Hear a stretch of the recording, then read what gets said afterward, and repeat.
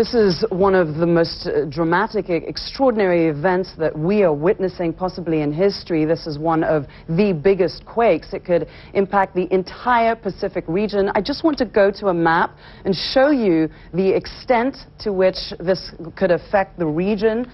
Look at the countries here. There are at least 20.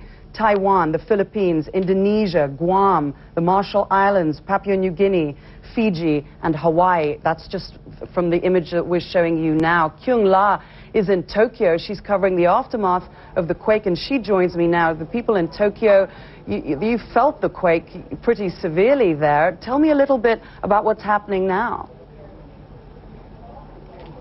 Before I explain kind of what we felt and what we experienced in here, I just want to kind of put this into context. The devastation that we're seeing up north, we are from the epicenter of the quake approximately 400 kilometers away from that.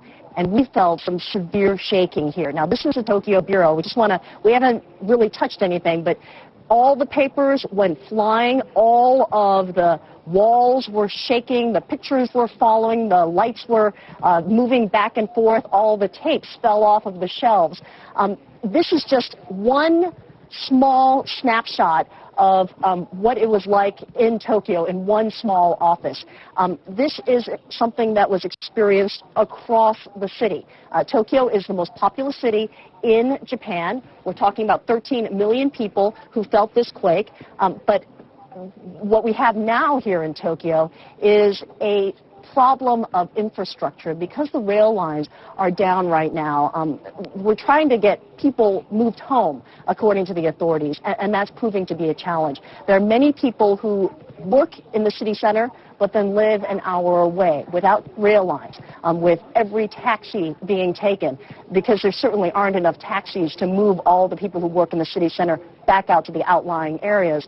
That's a significant problem. That's why we've heard the Prime Minister come on camera and say, please remain calm. It's going to be a challenge, especially because we're still feeling some aftershakes. They have subsided somewhat. We aren't feeling the powerful ones right after that initial quake, but certainly people are feeling things, and there's a bit of anxiety. If you, on my way back from Tokyo Station where I felt the quake, back to the Bureau, you can see everyone standing on the sidewalks, buildings are being evacuated, and people are confused and trying to get home. So that's the crisis in Tokyo, infrastructure problem.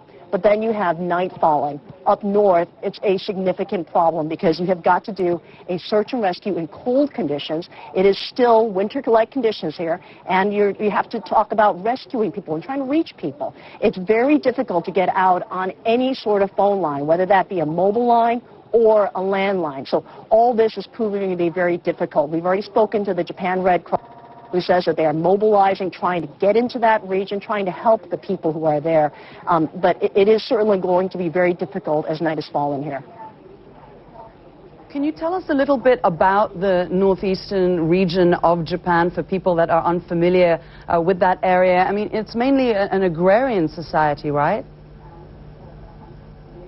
Absolutely, and the area up north is known as a more agricultural region. It's also a fishing community. That city, even though the population may be 1 million people, that's a spread out 1 million people. And it's a community that subsides mainly off the land and the water. And so there are many fishermen who are up there, many farmers. And you've seen that in the pictures as we've seen that wall of mud and water make its way across that agricultural region.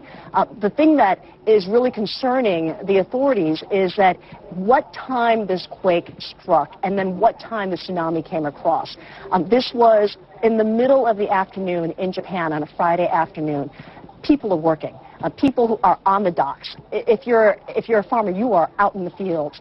And so even though this is a community, a country that is incredibly wired, most people have a mobile phone in their pocket, they have some way to communicate.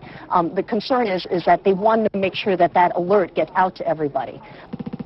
People do practice for tsunamis, they practice for earthquakes ever since they're little. They do know in their mental space, they're always aware that the big earthquake could always happen.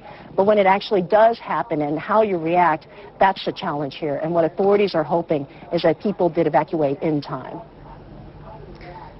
And the infrastructure challenge also getting to this part of the country with the roads so damaged. We were just looking at pictures from the local state TV channel that showed total destruction in some of the areas.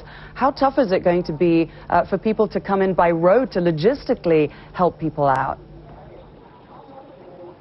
The way in right now is via chopper and via plane, but we've already heard that trying to get in via plane is very difficult because the airport is closed down. We've already seen the pictures as to what the airport looks like. Trying to get in anywhere is very difficult. The reason why we're here still in the Bureau is because the highways are closed down, and the reason why the highways are shut down is many parts of Japan, the highways are elevated, and so the concern is that if there are more aftershocks, because we felt them throughout the afternoon, that the highways could collapse. So what the authorities are trying to do is to minimize the damage, try to keep people in place so they don't have a second disaster or a third or fourth disaster by trying to get people in there.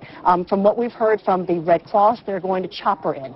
The various agencies are trying to fly in as quickly as possible, but given the logistical challenges here of highways being closed, of roadways being closed, of there being no runways, you can see that it is going to be very difficult. This is an area, too, where there are quite a few nuclear power facilities, right?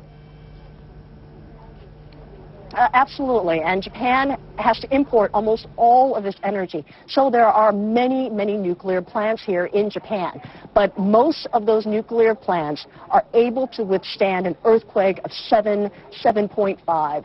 The question is what happens when it's much larger than that? We experienced that 8.9 quake. So what happened to those? That's that gray zone for the nuclear power plants, and that's a difficulty here. We haven't heard, though, of any significant problems, but that is always an issue here, especially when it comes to nuclear power plants, Japan, and energy. Kyung Lah reporting to us from Tokyo as we continue to look at these dramatic pictures